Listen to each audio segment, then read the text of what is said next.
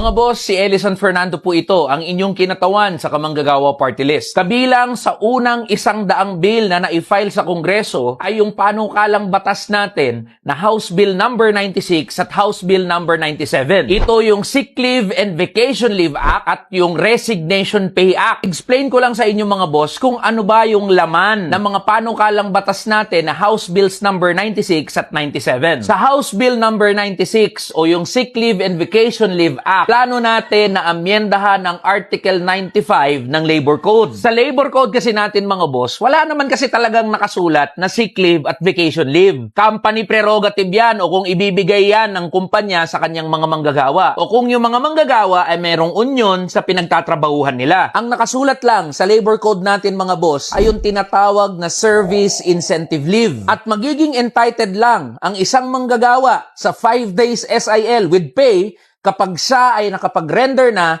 ng 1 taon sa kanyang kumpanya o kung saan siya nagtatrabaho. Ngayon, gusto nating baguhin yan mga boss sa ating panukala na House Bill number 96. Lahat ng mga manggagawa, regardless of their employment status, keso regular, kontraktual o casual, basta sila ay nakapag-render na ng 1 year continuous service sa kanilang kumpanya o kung saan sila nagtatrabaho, dapat entitled sila sa 10 o 10 na paid sick leave at 10 paid vacation leave. Ngayon, sabihin natin halimbawa sa isang kumpanya, meron naman talaga silang sick leave at vacation leave at mas marami pa na binibigay, di well and good, pero hindi nangangahulugan na kung sakaling maging batas itong ating panukala, babawasan ng mga kumpanya yung binibigay na nila na sick leave at vacation leave doon sa kanilang mga manggagawa. Ngayon, baka may mga mag-alala na mga micro-enterprises o mga maliitan na negosyo na nag-e-employ ng 10 manggagawa pababa, naglagay naman tayo ng safety net o proteksyon. Natitignan muna ng Department of Labor and Employment yung financial capability ng mga maliitang negosyo. At kung sakali na meron silang kapasidad na magbigay ng sick leave at vacation leave, dapat hindi ito bababa sa 5 sick leave and vacation leave combined sa isang buong taon. Ito ay pagtitiyak na yung parehas na negosyo na mga maliitan o micro-enterprises, pati na yung mga manggagawa na nagtatrabaho dito, ay protektado ng batas. Itong panukala natin na Sick Leave and Vacation Leave Act, mga boss,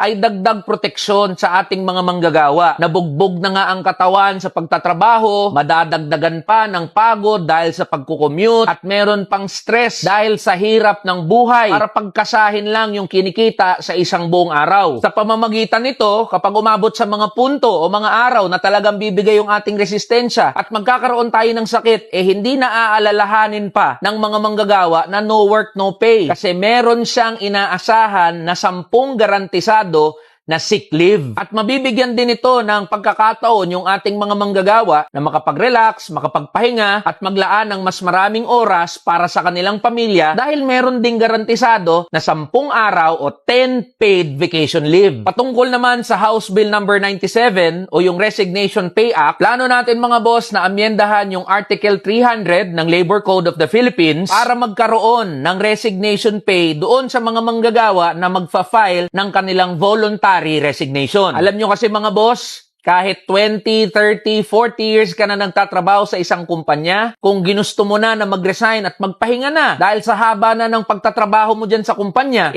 wala kang makukuha na resignation pay. Kasi ang meron lang doon sa ating labor code ay yung retirement pay at yung separation pay. Kaya dito sa ating panukala mga boss, ay gusto nating magkaroon ng resignation pay ang lahat ng mga manggagawa sa pribadong sektor, regardless of their employment status, keso sila ay regular, kontraktual o casual. At magiging entitled ang mga manggagawa sa resignation pay kapag sila ay pasok sa kahit ano na mga justifiable grounds na nakikita nyo dito sa inyong screen. Tandaan natin mga boss na dahil sa ating pagbabanat ng buto, pagsasakripisyo at pagtatrabaho, umaandar at tumatakbo ang ating bansa. Kaya deserve ng mga manggagawang Pilipino ang resignation pay, sick leave at vacation leave. Kaya samahan nyo ako mga boss na ipanalo ang laban nating mga manggagawa at ordinaryong Pilipino doon sa loob ng Kongreso.